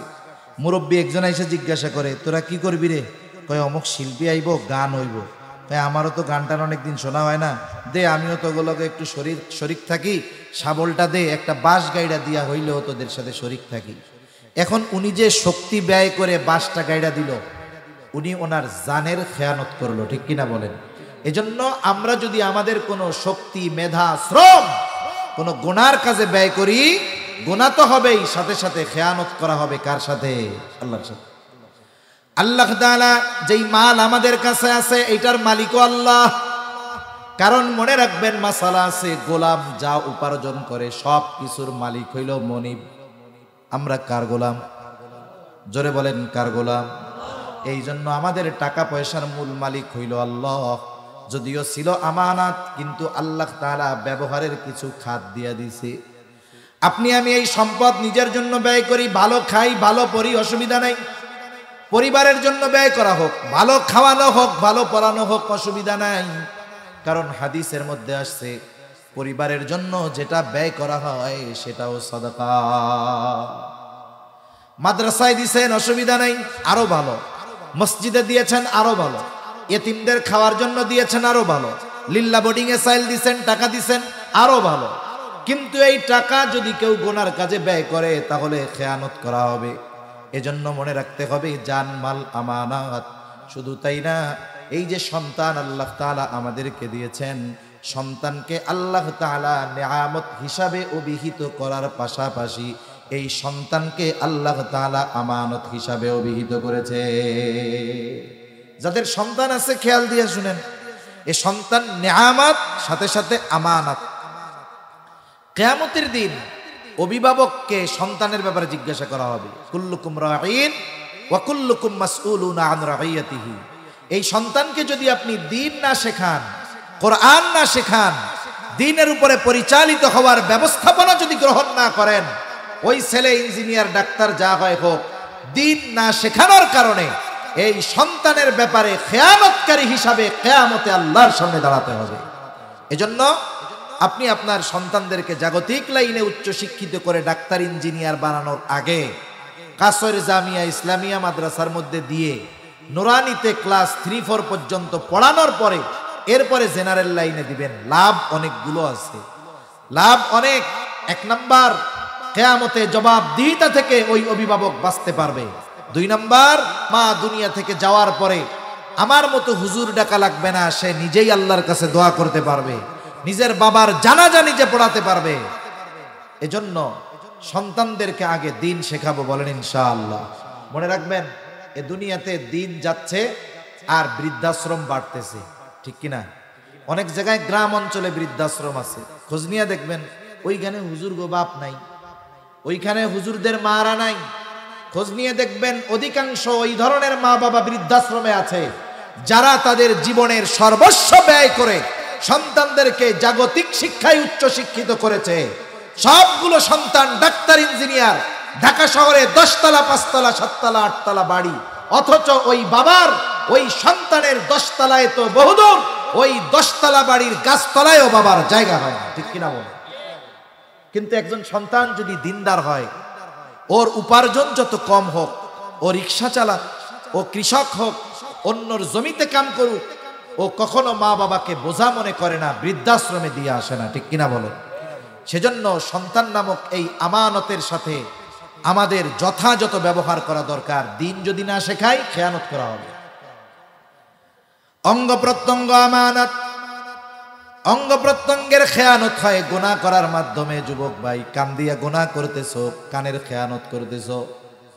চোখ দিয়ে তুমি পাপ দেখতেছো, নাচানাচি দেখতেছো, চোখের খেয়ানত করতেছো।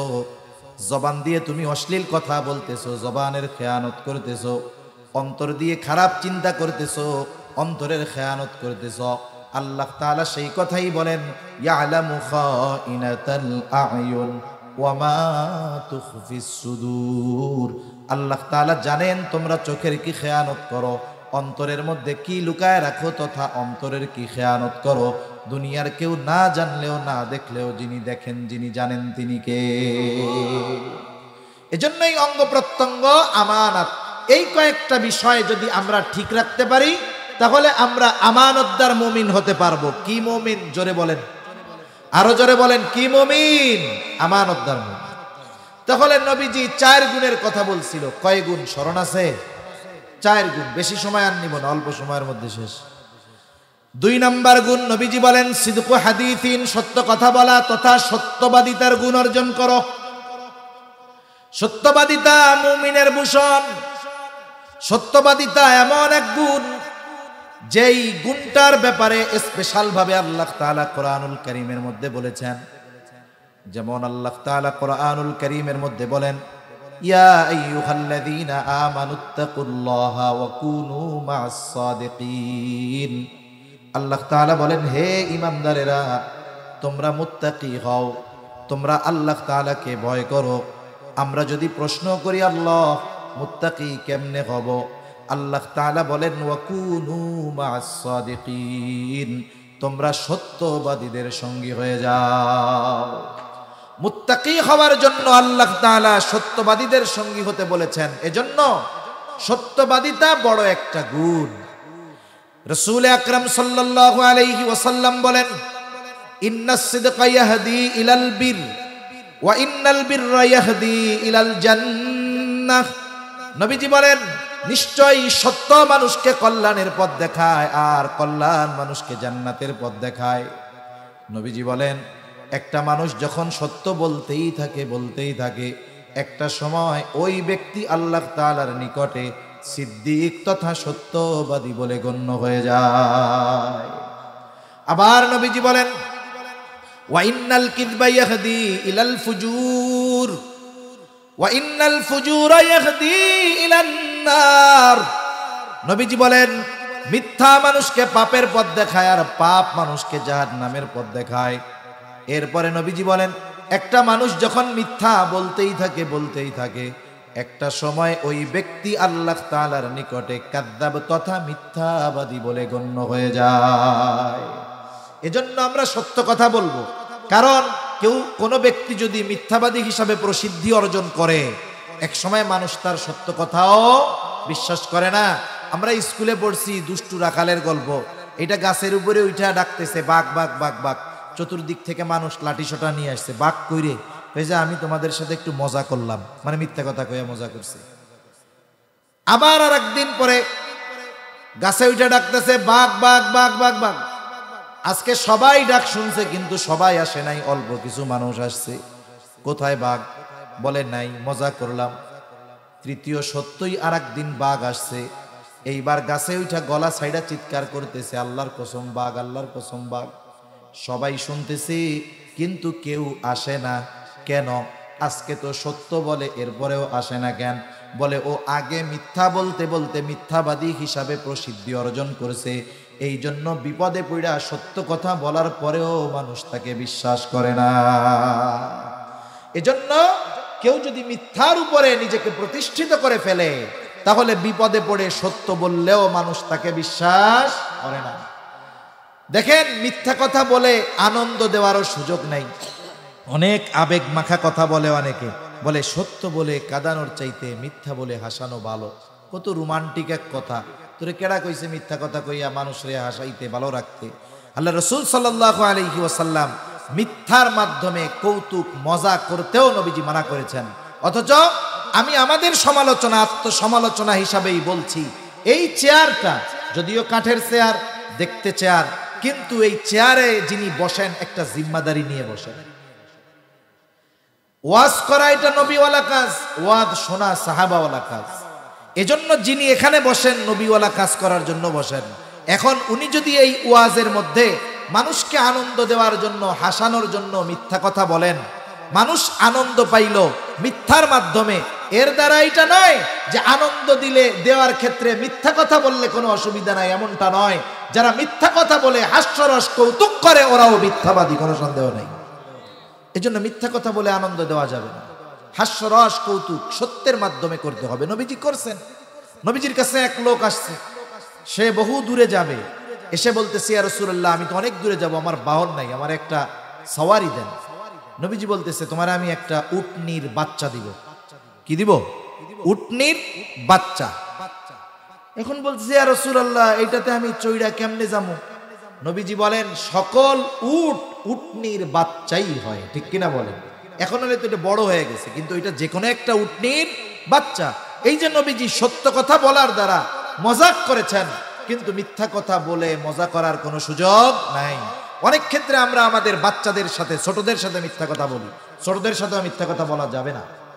অনেক সময় ছোট বাচ্চা গ্লাস ভেঙে ফেলছে, কাপ ভেঙে ফেলছে, মা বিয়ার সময় ওই উপহার পাইছিল, বড় স্মৃতিময় এক জিনিস, এখন ছেলে গ্লাস ভেঙে ফেলছে, 3-4 বছর বয়স, মার অবস্থা দেখে বুঝতে পারছে আজকে আমার অবস্থা খারাপ, লাঠি নিয়ে দৌড় দিছে, ও এক দৌড়ে বাড়ির বাইরে চলে গেছে। মা এবার কয় যাবি কই? বিকেলবেলা সন্ধ্যায় আসবি না? তখন পিটাইয়া সাইজ করে দিব, এখন কাছে আয়, কিছু কোনো না। ও মনে করছে মা তো বলছে কিছু বলবে না, এই আশায় মার কাছে যখন গেছে সুন্দর মতো ধইরা এই কাম আসেনি নাই কন প্রত্যেক ফ্যামিলিতে কম বেশি এটা আছে। এখন আপনি একদিন দুই দিন এরকম করলেন, একদিন ওই বাচ্চাকে আপনি ডাকবেন যেদিকে আয়, কিছু বলবো না, ও তখন বলবে না তুমি মিথ্যা কথা কও, তুমি কাছে গেলে মারবা। এর দ্বারা কি হইল? আপনার প্রতি যেই আস্থা তার ছিল, মিথ্যা কথা বলার কারণে সেই আস্থা ভেঙে গেল। শিশুকালের শিক্ষা পাথরে খোদাই করার মতো, ছোটবেলা সে যা শিখে, সে যা বিশ্বাস করে, এর প্রভাব মৃত্যু পর্যন্ত তার মধ্যে থাকে। ও বড় হইলেও মাঝে মধ্যে চিন্তা করবে, মায় মনে হয় মিথ্যা কথা কইতেছে আমার লগে। এজন্য বাচ্চাদের সাথে মিথ্যা কথা বলা যাবে না, মিথ্যা আশ্বাস দেওয়া যাবে না। নবীজির কাছে একজন মহিলা আসছে, সাথে ছোট একটা বাচ্চা। বাচ্চাটা মহিলার কাছ থেকে গিয়ে দূরে আর এক জায়গায় খেলা করতেছে। বাচ্চারা যখন অনেকগুলো বাচ্চা একসাথে পায়, তখন মা বাবা ডাক দিলে শুনে না। মহিলা বারবার ডাকে, এদিকে আসো, আসে না। এবার হাতের মুঠটা পাকায় বলে, কাছে আসো, মজা দিম। মজার লোভে বাচ্চাটা কাছে আসছে। মহিলা হাতের মুঠ খুলে তার হাতে একটা খেজুরের টুকরা দিয়ে দিল। রহমাতুল্লিল আলামিন নবীজি খেয়াল করতেছিলেন মহিলা কি করে। এইবার নবীজি তাকে বললেন, মহিলা শুনে নাও, তুমি যদি এই বাচ্চার হাতে কিছু না দিতা, অবশ্যই তুমি মিথ্যাবাদী বলে গণ্য হতা। এজন্য নিজেরা মিথ্যা বলবো না, আমরা আমাদের বাচ্চাদের মিথ্যা শেখাবো না, বাচ্চাদের সাথেও মিথ্যা কথা বলবো না। তাহলে 4 গুণের 2 গুণ। 1 নাম্বার আমানতদার হব, 2 নাম্বার সত্যবাদিতার গুণ অর্জন করব, 3 নাম্বার ওয়া হুসনু খলিকাতিন, উত্তম চরিত্রের অধিকারী হব। কারণ উত্তম চরিত্রের অনেক দাম। আমি আপনি যদি আপনার চরিত্রকে সৌন্দর্যমণ্ডিত করতে চাই, উত্তম চরিত্র যদি গ্রহণ করতে চাই, তাহলে রাসূল আকরাম সাল্লাল্লাহু আলাইহি ওয়াসাল্লামের অনুসরণ ব্যতি রেখে সম্ভব নয়। আমি যদি আপনার সামনে নবীজির গোটা সিরাতকে সামনে রেখে নিজের জীবন সাজাই, এমন এক জীবনী নবীজির যেখানে জীবনের সব দিক পাওয়া যায়। কেউ যদি চায় আমি ভালো স্বামী হব, নবীর অনুসরণের মাধ্যমে ভালো স্বামী হওয়া যাবে কি যাবে না? কেউ যদি চায় আমি ভালো শাসক হব, নবীর অনুসরণের মাধ্যমে ভালো শাসক হওয়া যাবে কি যাবে না? কেউ যদি চায় আমি ভালো বাবা হব, কেউ যদি চায় আমি ভালো শ্বশুর হব, কেউ যদি চায় আমি ভালো সঙ্গী হব, তাহলে নবীজির অনুসরণের মাধ্যমে হওয়া যাবে কি যাবে না? এখন নবীর অনুসরণ করে যদি আমরা উত্তম চরিত্রওয়ালা হই, লাভটা কি? আবু হুরায়রা রাদিয়াল্লাহু তাআলা আনহু থেকে বর্ণিত, নবীজিকে জিজ্ঞাসা করা হলো, ইয়া রাসূলুল্লাহ, মিজানের মধ্যে সবচাইতে ওজন হবে কোন আমল? আমল গণনা করা হবে না, কত বড় সেটা দেখা হবে না, আমল ওজন দেওয়া হবে। নবীজি এই প্রশ্নের জবাবে নামাজের কথা বলেন নাই, রোজার কথা বলেন নাই, হজের কথা বলেন নাই, যাকাতের কথা বলেন নাই, দান সাদকার কথা নবীজি বলেন নাই। নবীজি বললেন মিজানের মধ্যে সবচাইতে ওজন হবে উত্তম আমল। মিজানের মধ্যে সবচাইতে ওজন হবে যেই উত্তম আমল, সেটা হলো উত্তম আখলাক, সৎ চরিত্র। দেখেন অজু করা লাগে না, শীতের দিন ঠান্ডা পানি ব্যবহার করে অজু করা লাগে না, কিন্তু এই উত্তম চরিত্রের অধিকারী যদি আমরা হতে পারি, এই বিষয়টা মিজানের মধ্যে সবচাইতে ওজন হয়ে যাবে। 4 নাম্বার নবীজি বলেন ওয়াইফাতুন ফি তুমা, খাবারটা হালাল খাবার হতে হবে। খাবার কি হতে হবে? হালাল। খাবার শুধু হালাল হলে তো হবে না, উপার্জনটা হালাল হওয়ার দরকার আছে না নাই? কতজন আছে হারাম উপার্জন করে, কিন্তু খাবারের ব্যাপারে খোঁজে যে হালাল কিনা, লেখা দেখে হালাল কিনা, কসাইয়ের কাছে গিয়া জিজ্ঞাসা করে বিসমিল্লাহ কইয়া গরু জবাই দিছস কিনা। এরকম বুজুর্গ আছে না নাই? ঘুষের টাকা সুদের টাকা পকেটে নিয়া সুন্দর মতো কসাইরে জিজ্ঞাসা করে বিসমিল্লাহ কইছিলি? কসাইও তো চালাক, কয়ে আমি নামাজ কালাম না পড়ি কি এটা আল্লাহ চাইলে মাফ করে দিতে পারে, কিন্তু বিসমিল্লাহ ইচ্ছা করে বাদ দিয়া যদি হারাম গোশত খাওয়াই, এই গুনাহ কিয়ামতের দিন আল্লাহ মাফ করবো না, এই জন্য বিসমিল্লাহ কইছি। এবার কয় দে, গোশত তো হালাল আছে, 10 কেজি দে, আমারে রোজা আসতেছে, সাহারি করতে হইব। এবার 10 কেজি সিনার গোস্ত, মজা মজা গোস্ত কিনা পকেটের থেকে টাকা দিছে, ঘুষের টাকা। ও মনে করতেছে কত সুন্দর হালাল টাকা, হালাল গোস্ত কিনলাম। তাহলে প্রথমত উপার্জন হালাল হতে হবে। কি হতে হবে জোরে বলেন? উপার্জন, এবং উপার্জনের মাধ্যমটা হালাল হতে হবে। অনেকে পরিশ্রম করে কিন্তু মাধ্যম হারাম। যেমন একজন এক রেস্টুরেন্টে চাকরি করে, হোটেলে চাকরি করে, সেই হোটেলে তার দায়িত্ব হইল মানুষকে মদ পরিবেশন করা। দায়িত্বটা কি? ওয়েটার, কি দেয়? মদ দেয়। ও তো সারাদিন ডিউটি করে, পরিশ্রম করে, দিন শেষে মাস শেষে বেতন পায়, কয় আলহামদুলিল্লাহ হালাল টাকা পাইছি, কিন্তু ও যে কামটা করতেছে ও তো আল্লাহর পক্ষ থেকে লানত প্রাপ্ত একজন ব্যক্তি। এই জন্য কর্মটা তথা মাধ্যম তথা কর্মটা হালাল হওয়া লাগবে। কর্ম হালাল, উপার্জন হালাল। এই জন্য নবীজি সাল্লাল্লাহু আলাইহি ওয়াসাল্লাম হালাল উপার্জনের গুরুত্ব দিয়েছেন। নবীজি বলেন, কাসবুল হালালি ফারিদাতুম বাদাল ফারিদা, ফরজ ইবাদতের পরে অন্যতম ফরজ ইবাদত হলো হালাল উপার্জন করা। একজন মানুষ যদি ফরজ ইবাদত সমূহ ঠিক রেখে 5 ওয়াক্ত নামাজ ঠিকভাবে পড়ে, ওয়াজিব সুন্নাতে মুআক্কাদা গুলো পড়লো, আর কোন নফল ইবাদত করে না, সকালবেলা বের হয়ে গেছে, কৃষক মানুষ কৃষি কাজের জন্য, রিকশাওয়ালা রিকশা নিয়ে বের হয়ে গেছে, নিয়ত যে হালাল উপার্জন করার জন্য বাহির হইলাম, এই লোকটা হালাল উপার্জনের নিয়তি যতক্ষণ এই হালাল কর্ম সম্পাদন করবে, ওই ব্যক্তির এই কর্মটা তার আমলনামায় কবুল ইবাদত হিসাবে যোগ হয়ে যাবে। এজন্য যেই মানুষগুলো হালাল উপার্জন করে তাদের পেশা যত ছোট হোক, তাদের এই ছোট পেশাকে সামনে এনে তাদেরকে তিরস্কার করা যাবে না। অনেক সময় মানুষকে অপমানিত করার জন্য তার পেশাকে সামনে আনে।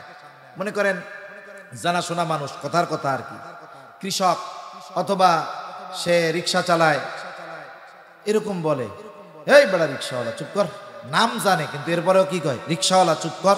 কেন বলে? কারণ এই পেশাটাকে সামনে এনে তাকে ছোট করতে চায়। ঠিক কিনা বলেন?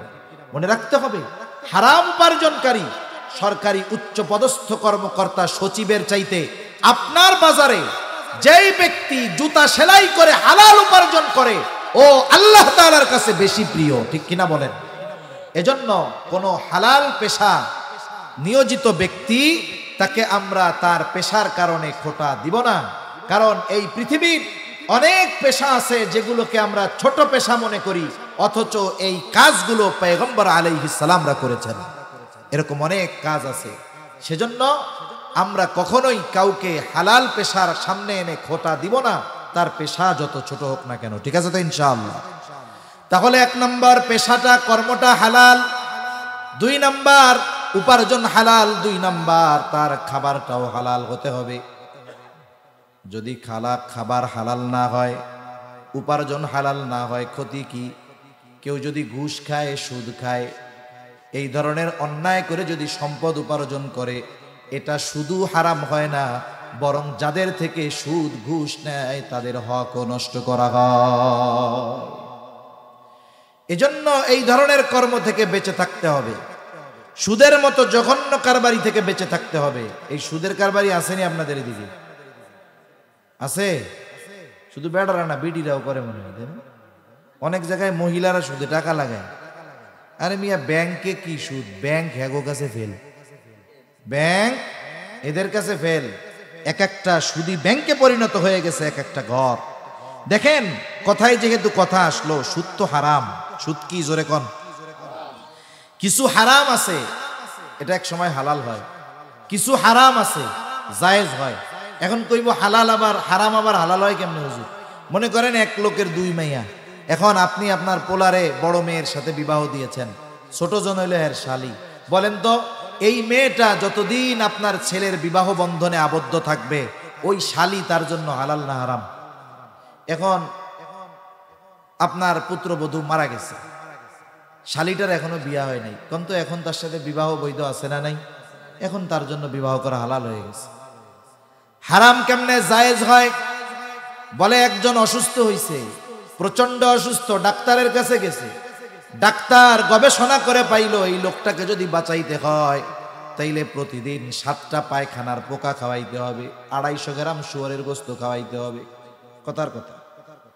ওলামায়ে কেরাম আছে, জিজ্ঞাসা করেন জীবন বাঁচানোর জন্য পায়খানার পোকা, শুয়োরের গোস্ত তাকে খাওয়ানো জায়েজ, ওষুধ হিসাবে হালাল হবে এমনটা নয়। আবার সে এমন এক জায়গায় গেছে যেইখানে খাবারও নাই, পানিও নাই, যা আছে সব হারাম। জীবন বাঁচানোর জন্য যতটুকু গ্রহণ করা দরকার অতটুকু গ্রহণ করা তার জন্য জায়েজ। এখন বলেন তো কোন রোগ হইলে ডাক্তার প্রেসক্রিপশনের মধ্যে লিখবে এই লোকের মরণ ব্যাধি হইছে, এরা যদি বাঁচাইতে হয় তাহলে দৈনিক করে সুদ খাওয়াইতে হবে। এরকম রোগ হওয়ার সম্ভাবনা আসেনি? জোরে বলেন আছে? তাইলে সুদ হইল এমন এক হারাম যেটা কখনো বৈধ হওয়ার সুযোগ, জায়েজ হওয়ার সুযোগ নাই, ঠিক কিনা বলেন?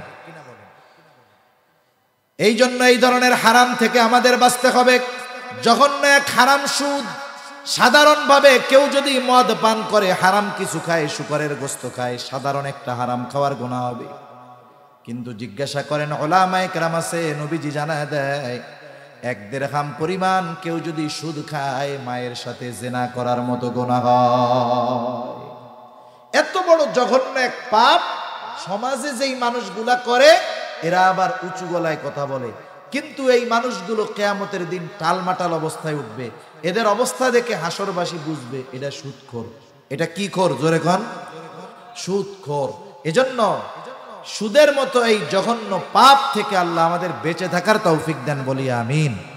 এখন হারাম খাইলে ক্ষতিটা কি হয় আলোচনা শেষের দিকে খেয়াল করে শুনবো। হারাম যদি খায় ক্ষতি কি? হারাম উপার্জন করলে, হারাম খাইলে ক্ষতি কি? 1 নাম্বার, তার দোয়া আল্লাহ তাআলা কবুল করে না।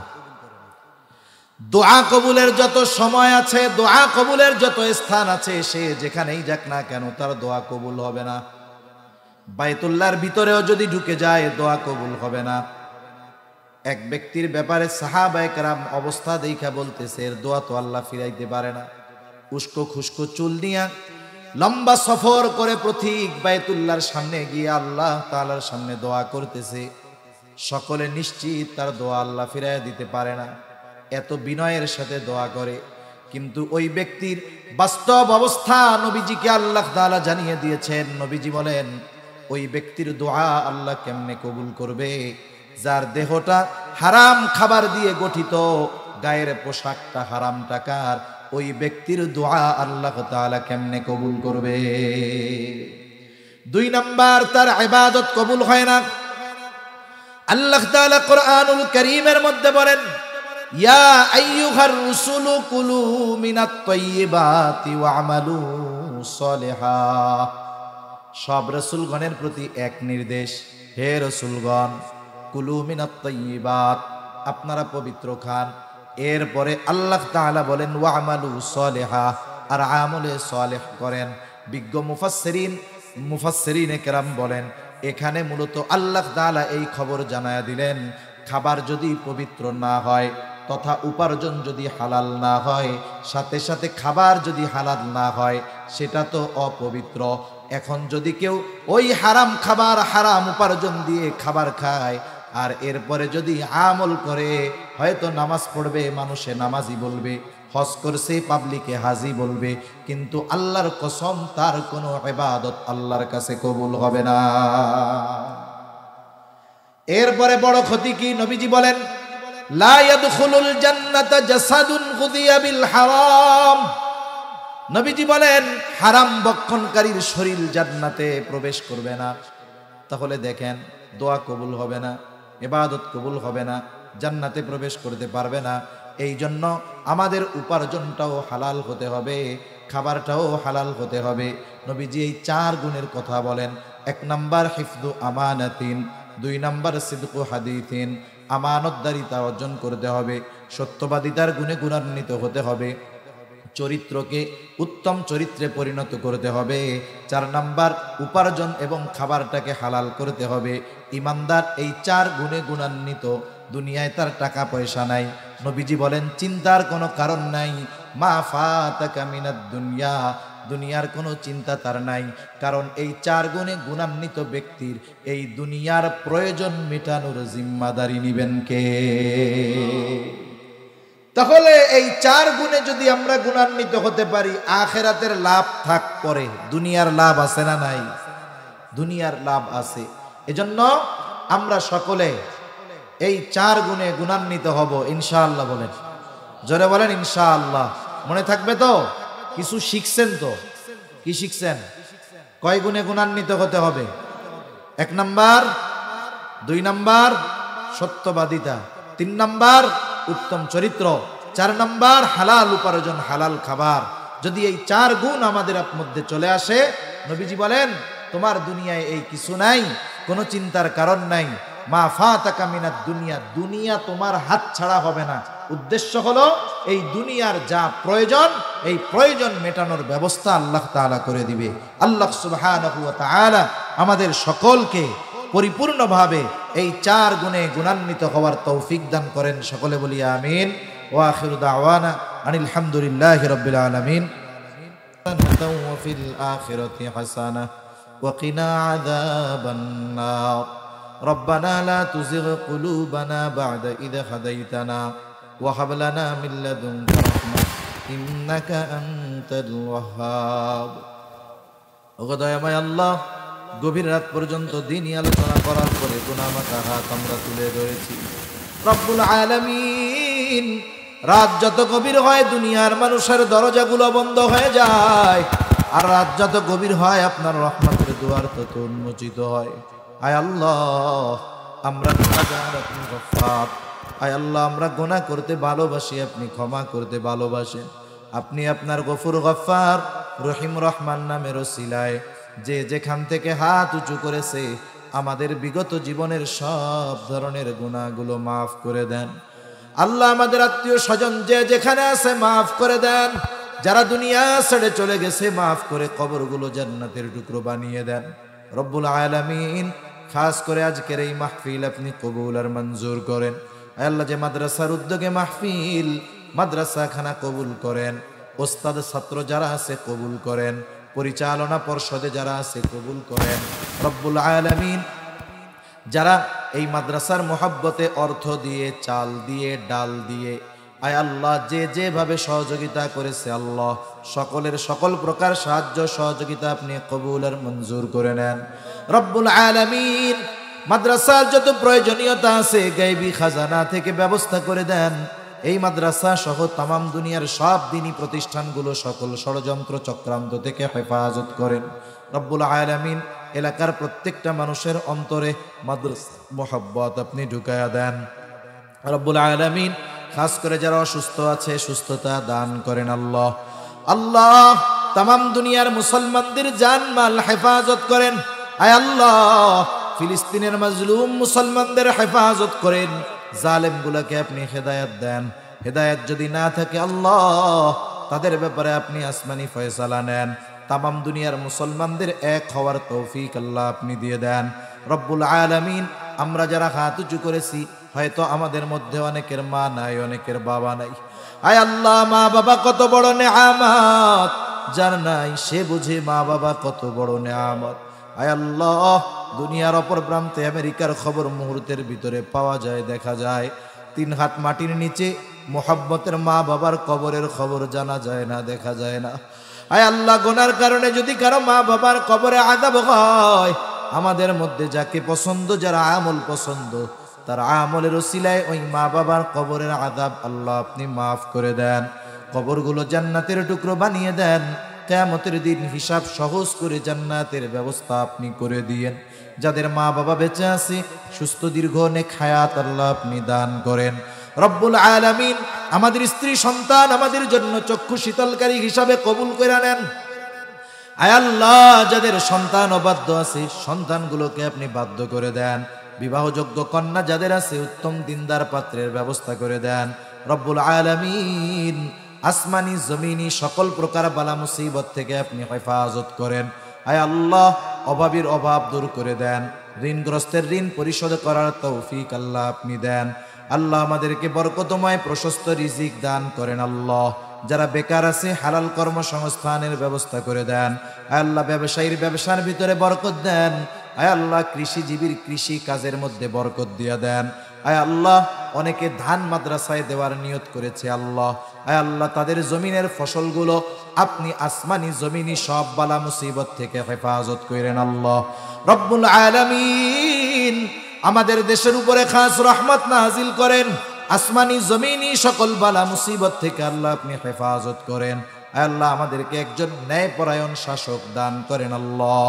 আয় আল্লাহ, আমাদেরকে আপনি হক মুত্তাকি পরহেজগার হওয়ার তৌফিক দিয়ে দেন, বেনামাজিদের নামাজি বানায় দেন, সুন্নাতবিহীন মানুষগুলোকে সুন্নাতওয়ালা বানায় দেন, মা বোনদের পর্দানিশীন বানায় দেন, 5 ওয়াক্ত নামাজ যথাযথভাবে আদায় করার তৌফিক আল্লাহ আপনি দিয়ে দেন। রব্বুল আলামিন গুনাহমুক্ত জিন্দেগি গঠন করার তৌফিক দান করেন। আয় আল্লাহ আমাদেরকে প্রকৃত পরিপূর্ণ আমানতদার হওয়ার তৌফিক দেন, সত্যবাদিতার গুণে গুণান্বিত হওয়ার তৌফিক দেন।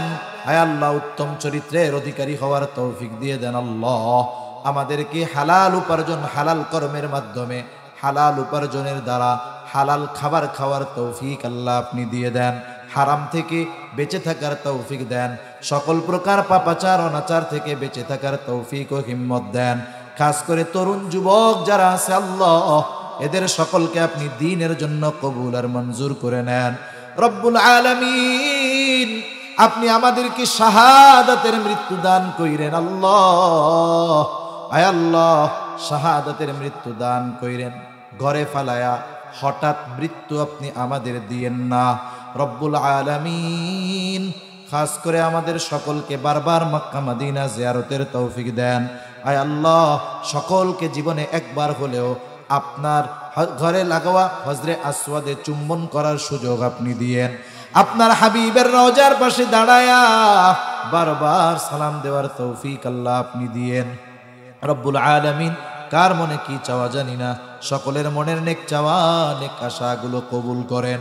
আশেপাশে যত কবরস্থান আছে আল্লাহ, আল্লাহ যারা শায়িত আছে সকল মুমিনগুলোর কবরগুলোকে আপনি জান্নাতের বাগান বানায়া দেন।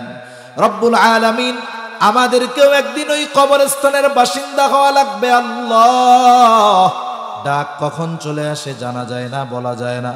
মালাকুল মউত যথা সময়ে হাজির হয়ে যাবে। আল্লাহ মালাকুল মউত যখন চলে আসবে, আপনি আপনার প্রত্যেকটা গোলামের জবানে তাওহীদের কালিমা নসিব করে দিয়েন। রব্বুল আলামিন অনেকে অনেক উদ্দেশ্যে দোয়া চেয়েছে, সকলের মনের নেক চাওয়া নেক উদ্দেশ্যগুলা কবুল করে নেন। আল্লাহুম্মা ইন্না নাউযু বিকা মিনাল হাম্মি ওয়াল হাযান ওয়াল আজজি ওয়াল কাসাল ওয়াল জুবনি ওয়াল বুখুল ওয়া দালা'id দাইন ওয়া গলাবাতির রিজাল। রব্বি ইজআলনি মুকিমাস সালাতি ওয়া মিন যুররিয়্যাতি